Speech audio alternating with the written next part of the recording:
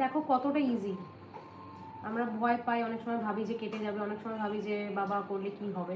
একদম কোনো ব্যাপার না। আমরা যখন ব্রাইডাল করতে যাই, কোনো কোনো ব্রাইডের ফেসে এত হেয়ার থাকে যে আমাদের মেকআপ বসে না। আর যারা বলো যে কেন, কি জন্য করতে হবে, করার দরকার নেই, দরকার আছে। যদি তোমার সেই রকম মেকআপ চাই, তোমার সেই রকম লুক চাই, তাহলে তোমাকে সেই রকমভাবে স্কিনটাকে প্রিপেয়ার করতে হবে। সেটা যদি না করো তাহলে সেরকম এফেক্ট আসবে না। তুমি ছবি দেখিয়ে বলবে যে এরকম মডেলের মতন যাতে মেকআপের বেস আসে, এরকম যাতে ফিনিশিং লাগে।